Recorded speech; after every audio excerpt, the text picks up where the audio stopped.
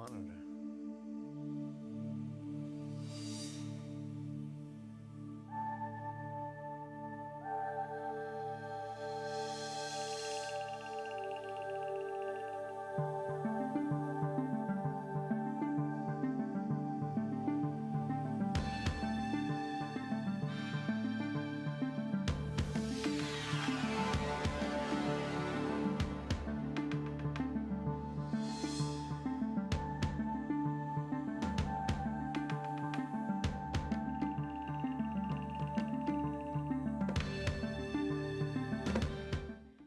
Hello and welcome again to another program of Searching for Answers.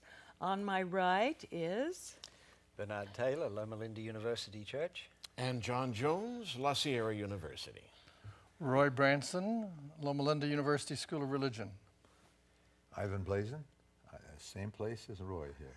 There we go. my name is Carolyn Thompson. If you would gather your Bibles and turn it to 1 Corinthians chapter 7, verse 25. 1 Corinthians chapter 7, verse 25. And read along with us as we go through verse by verse, sometimes word by word, so that everybody understands what we're talking about. Okay, I'm going to ask John Jones to open, please. Well, all right. This is, around the middle of the chapter. We've been looking at Paul's response to apparently queries he's received, perhaps by post. In those days, the mail did work. And some groups in the church have written expressing their various concerns. We recall that Paul opens this letter, which we call 1 Corinthians, which apparently there was at least one, maybe two, having been written there beforehand, this.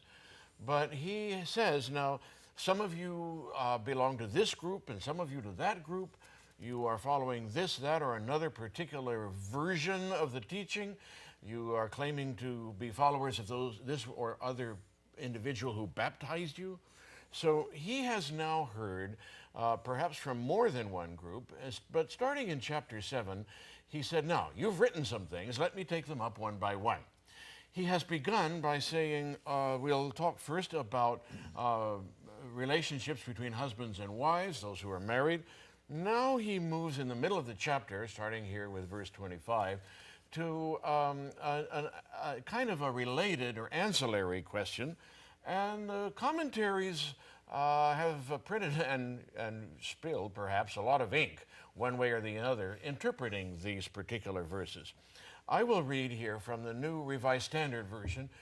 You may have a different version, and your wording may differ substantially at certain points. But here we go. Verse 25, he says, now, concerning virgins, and again, this may be something they've written about. So he turns now and says, concerning, in effect, what you've asked about, relation to virgins. I have no command of the Lord, but I give my opinion as one who by the Lord's mercy is trustworthy. I think that in view of the present crisis or the impending crisis, versions will translate it different ways, it is well for you simply to remain as you are. Are you bound to a wife? Don't seek to be free. Are you free from a wife? Don't seek a wife. Yeah. But if you marry, you don't sin, and if a virgin marries, she doesn't sin, and yet those who do marry will experience distress in this life. And I would spare you that. I wish I could spare you that, he says. My brothers and sisters, I mean, the appointed time has grown short.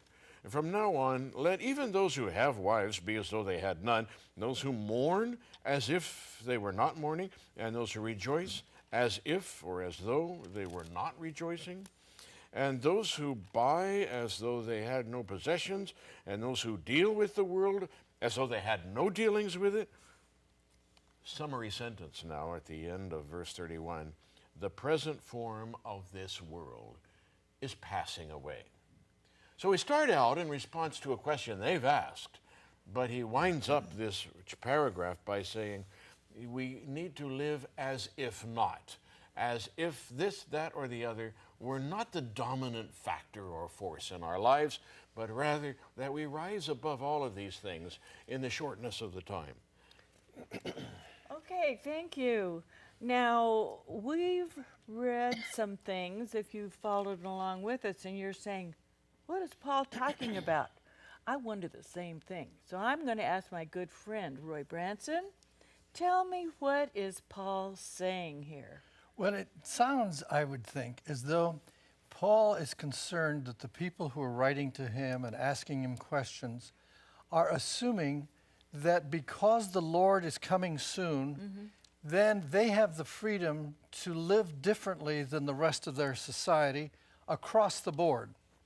And I think that this whole paragraph, and more than that, is Paul saying, now wait a minute, don't go overboard here, because indeed there is a crisis, in the impending crisis, that is to say, there is a moment that is unusual and that the Lord is returning. But don't go around interpreting that as meaning you don't have to observe the traditional ways of conducting marriage. Why did he say, because the Lord is coming soon? Well, he I firmly, thought the Lord had just left and gone to heaven. well, I think that he felt that when the Lord went to heaven and there was a resurrection of Jesus and others, that indicated that the end of the time had arrived. And so things were winding up. And he was a Jew, and he had a whole world view that said that indeed, when the Messiah came and when there was something unusual like a resurrection, the end was there. So that's what I think he was reasoning. Oh, yeah. Well, what I want to know is, when Jesus left to go up to heaven, he had his disciples and everything, and they watched him go up. Do you think he said anything, now, I'll be back soon, so be sure and get all your work done? Well, he had said that himself. You shall not go over the cities of Israel till the Son of Man comes. This generation shall not pass until he comes. So there was a sense of imminence. In fact, that same sense prevails across the pages of the New Testament. Really? I mean, it is said over and over again. The book of Revelation ends, I'm coming soon. And I'm my coming reward is with me. That's right. But he didn't come. No, that is an issue that we work with and we struggle with. Okay. Yeah, and there are certain ways of answering that particular What are issue. those ways? Well, for example, 2 Peter, we know Peter? this. Yeah, 2 Peter 3. Peter there says, there are people who kind of make fun of the primitive hope that Christ is coming soon. Everything continues the same, just as it was from the very beginning, and there is no change. And Peter, of course, comes up with the rationale. Well, with the Lord, one day is as 1,000 years, 1,000 years as a day. Yes, okay. Say that again. One day. Is as 1,000 years, and 1,000 years as a day. Don't you think Paul felt that it was likely that the Lord would return in his lifetime? I don't think there's any doubt about it. I mean, you can go over many different verses. I mean, we could actually cover all these verses. At this point in his ministry, yes. But later in 2 Corinthians, the indication is that he now realizes that this is going to take longer than he expected. 1 Thessalonians 4, of course, so pellucid. And Yeah, he's coming soon. What Yeah. are you thinking about in 2 Corinthians that makes you think he changed his I wish I mind? could turn right to the verse. I'm not sure that I can. But, John, if you can help me. Is it in 2 Corinthians 5 somewhere, or where do you think of? I may have it marked in here. 2 Corinthians 5? Yeah, verses 6 and following, 2 Corinthians 5. He's speaking a little bit metaphorically. Indeed, opening verse, right at the beginning of 5, he starts talking about the earthly tent, which may be a figurative way of speaking of his own physical body. Right. That will be destroyed, but we have a building from God, a house not made with hands. And so he says in verse 4, as long as we are still in this tent, this body, so to Yes. speak, that may have been a popular way of referring to the body in that day. We don't know. He says we are groaning under our burden, yeah? But God is, and the Spirit is a guarantee in verse 5 that something else will come. Yeah, And so we're confident, verse 6, yeah? But in verse... Okay, Roy wanted to say something. Well, I just think it's interesting metaphors here to talk about the tent. And it's a little bit like the body is the temple of God. The body is the sanctuary. The body is that, you know, it's a metaphor that goes back into Jewish history. But go ahead. You were Go saying ahead. Well, that. I was Ivan? just going to say in verse 4, that's a key verse. For a while we're still in this tent, this current body, we groan under our burden because we wish not to be unclothed, that is to say, to be in some state bodiless. We don't want to be. For the Hebrew mind, the bodiless state is not one that they would look at it at all. No. They want to be embodied. That's it. And so he says, we groan under our burden because we wish not to be unclothed, but to be further clothed. And that means With a more glorious body. with a more glorious body, and that is, of course, the second coming of Christ. So I'm interested, Bernard, in your thoughts on that, as you know, that he may have changed a little bit there. I mean, he wants the resurrection, or he wants transformation, but I don't know if it speaks of time as such. Yeah, I'm sorry I'm not able to put my finger right on what I had in mind. Well, but that's I've read all it right. often. Well, the point is that, there are two ways of being at home in this body or this tent now, or separately in the future, even more glorious body. We would rather, he says in verse 8, I'd rather be away and at home with the Lord. But he maybe is recognizing that this is indeed going to stretch out longer, and so he Chapter 4. defers. Oh, chapter 4. Reading Oh, I from thought it was verse 5. 13. Okay. Okay. But just as we have the same spirit of faith that is in accordance with Scripture, I believed and so I spoke, we also believe and so we speak, because we know that the one who raised the Lord Jesus will raise us also with Jesus and will bring us with you into his presence. Now that's an exact almost replica of 1 Thessalonians Yes. 4:14, which about says the whole chapter speaks of the same thing. Except in the third person. This is now first person. So Yeah. he is saying, I'm recognizing I may well die. Yeah. Is and he be or is raised. us referring to the community of faith? Yes, it could be the inclusive. And it's those who are alive and those who are Yes, dead? it could be. Yes, or it could go the other way. Yeah, At least there's a space for it. yeah. Well, you think it really speaks of the possibility of his death? So I have read it, but Yeah, well, I'm interested in that. See, I get the idea that what he wants, he's looking forward to coming of Christ at the time when this tent will be transformed into the heavenly tent. Now, I don't know that that speaks of him dying first, going into the unembodied. He says not that we wish to be unclothed. He doesn't say, I think I will be unclothed, No, namely, he I'll be doesn't dead. have So an this immortal tent soul, will maybe. go upwards, No, is what you're the saying. heavenly tent will come downwards and come across this tent and transform this tent. This is very interesting Well, what you stuff. will raise us also with, what is the raising in verse 14, though? Raise us also. I think that's the resurrection. Well, that's what he's saying. Why not? I rest my Well, case. Yeah, it's the resurrection. But Paul, Paul puts himself with those he is writing to. He did early on, yes. See? Well, yes, but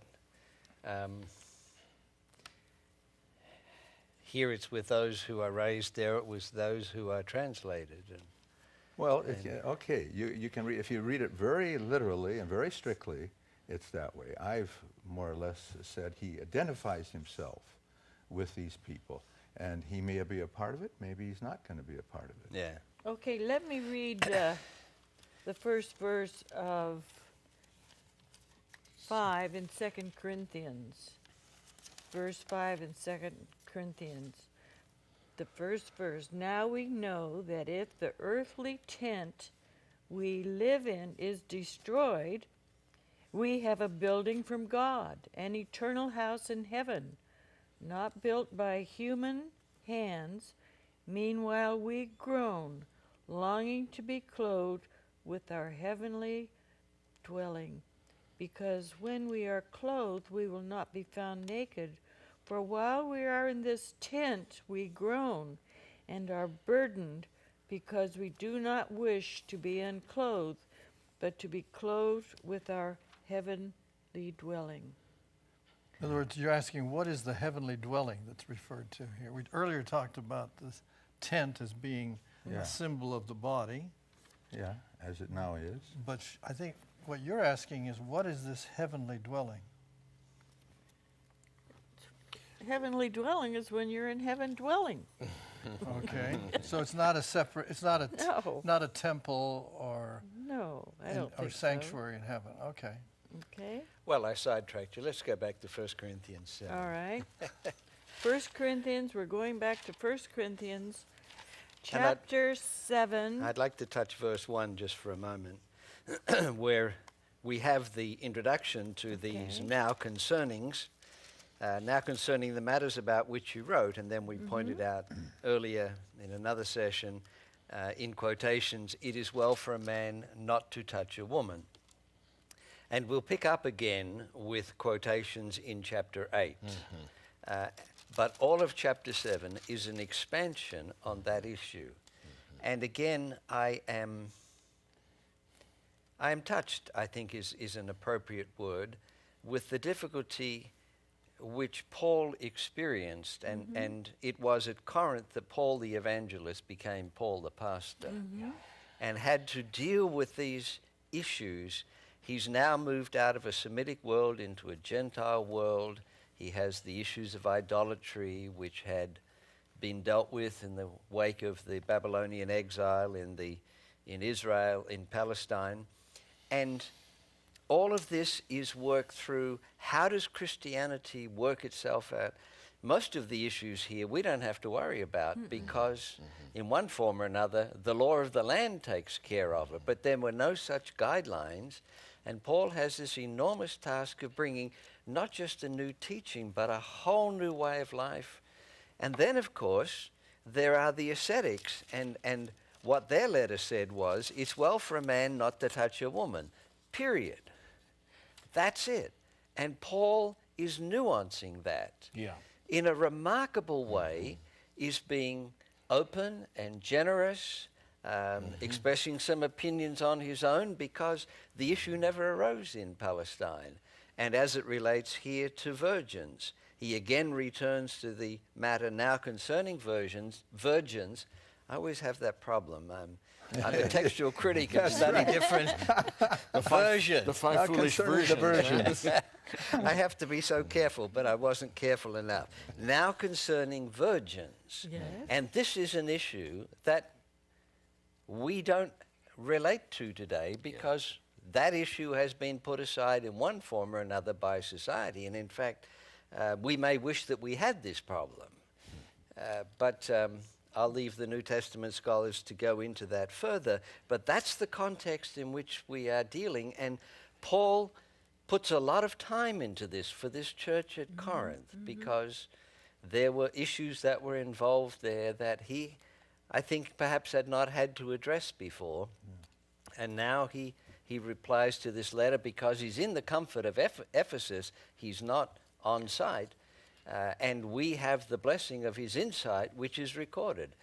If it had arisen while he was there, we would have not had access to it. Bernard, was Paul ever married? Definitively, we can't say, but there are certain circumstances. Assuming he was a member of the council, he would have had to be married. And later on, he talks about the other apostles have the right to be accompanied. Are Barnabas and he the only Yes. one I have who the don't? right too. Yeah. Of course, the ruling about the council members being married is a 2nd century ruling that we have. And so Mishnaic? yeah. So the question is whether or not it goes back or Right. not to the 1st century. It Right. may, Right. but we don't know that for sure. Yeah. But you know, this section here is quite interesting for a number of reasons, and one of them is, you know, James and Ellen White in Adventist history, they went around for a long time traveling together and missionizing and preaching in the churches and so on. And the question arose, you know, about them. This was a problem because they were doing this. And so they thought, well, if Paul could recommend the single state, shouldn't we be single? But prudence, in view of circumstances, local circumstances, led them to get married. Well, Paul, avoiding the appearance of evil, for instance. That's right. and he was an older person, an older male, and quite a young woman, a teenager, really. And so it Yeah, that had another exacerbated it a side. little It Yeah, had James another and side Ellen. to it. Right. Yeah. There was another problem with them, which actually, interestingly, probably intersects with this, and that is they were not wanting to get married because they felt that the community would regard their establishing an institution called marriage as a denial of their high expectation of the Lord's return. So they were caught in the dilemma between, on the one I didn't hand, realize that. regularizing the fact they were traveling together, but Yeah. on the other hand, not wanting to deny the hope of the second coming. And as soon as they got engaged, they were attacked by other Adventists for Really? betraying a commitment to The blessed hope. right, and the imminence of it. Yep. Right, they couldn't Interesting. win. Yeah, Interesting. right.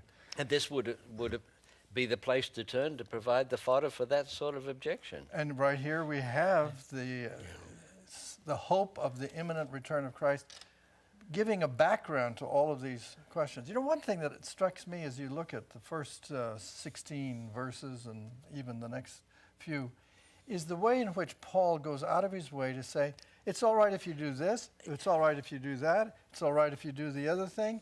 And he is showing a pastoral understanding of diversity of lifestyle. It's remarkable. Yeah, He does, very much so. Mention the diversities that he brought up. Well, he was talking about people who are married, people who aren't married, women who are married, men who are married, women who are not married. It's a whole series. And if you're of- married to a husband and he is not a believer, don't leave him That's right. because you may save that husband. Same with a husband who's married to a wife who's not a believer. I found this fantastic, didn't Don't you think that behind this is a whole series of people who are extremists? Yes. And Oh, yeah, no, Paul this is church- trying to this deal church- with extremists. The most extreme church in the entire New Testament. And each group wanting Paul to come down on the other group. That's right. And join on their side. And we're going to see the same thing shortly in chapter 8 on a completely different issue, food offered to idols. Again, Paul says, you do, you don't, I don't care. You Right. do as you wish, Yeah. but stop fighting with each That's other. right. I find this section of 1 Corinthians one of the great sections on the second coming of Christ Yeah, yeah. because of the way it approaches it. And if you know, he announces that the time has grown short. It's being pushed together. It's foreshortened now. And so from now on, let such and such take place. Now, he mentions 5 areas of human life. First is the area of marriage. Let those who have wives be as though they had none. And in view of the early part of the chapter where he says, you know, we ought to, you know, if you're married, have a regular sexual life and honor each other, you know that he's meaning something different here than doing away with what he said before. But anyway, he takes marriage, then he takes sadness. Let those who mourn be as if not mourning. Then he takes gladness, you know. Let those who are really happy and rejoicing be as though they're not. Then he takes ownership, the question of ownership. Let those who own things, possess things, be as if not possessing. And finally, the last one, I think I would call it culture and commerce. Those who use the world be as though not using the world. And the whole thing is, and I think, John, you said it at the opening, these things, he assumes that they're going to be married, that they're going to buy, they're going to sell, they're going to use the world, and so on. They're going to own things. But there's something that transcends every activity of human existence, and that's the coming of Christ. You know, we sing a song, turn your eyes upon Jesus. Yes. Look full, and the things of this world will grow strangely dim. In a way, that's sort of what's happening here in this particular There section. is an inner distance, isn't there? It's not an alienation from spouse, world, business. No. But it's a kind of inner distance, as if not. You see? That's right. Interesting, isn't it? That's right. It's more than interesting. Well, what verses did you cover when you were speaking? Oh, right there, verses 29, In chapter 7 here, to of 31. 29 through 31. 1 Corinthians chapter 7, Yeah, verses 29 through 31. 31. Yeah. Okay. Paul clearly has preferences here, and he doesn't hesitate to state them, but he states them gently. Yeah. I'd prefer it was this if it's this way, but if it has to be that way, You don't do wrong. then yeah, you don't do wrong. Yeah. And there are the affairs of looking after a wife, a husband, those sorts of things, which will... The assumption, of course, is that if you are free of that, you are free to serve the Lord. I might be too colored by present circumstances in life and my present profession as a pastor.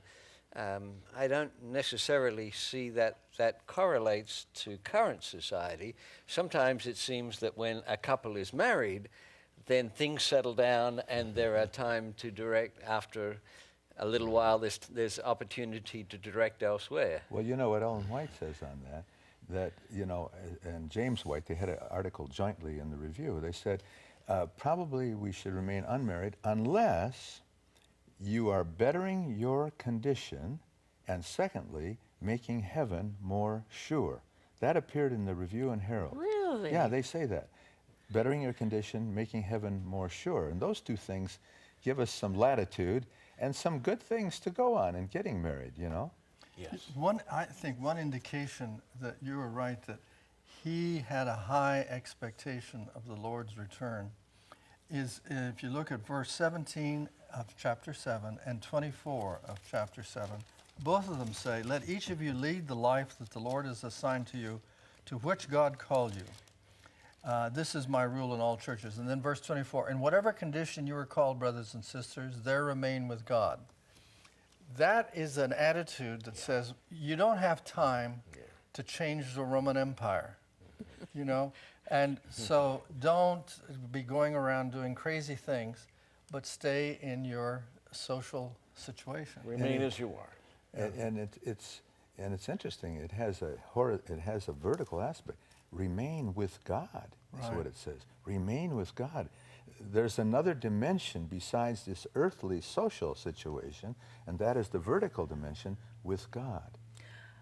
I'm going to ask you to close because we have about 35 seconds. Would you like to bring this to a close, please?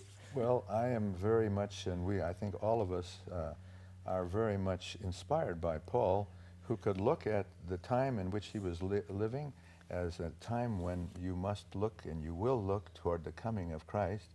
But as you look toward that, keep that uppermost when you view the earthly circumstances that you're in. We don't do away with them, but we see something higher, some other gleam. So Now, this is Carolyn Thompson for Searching for Answers.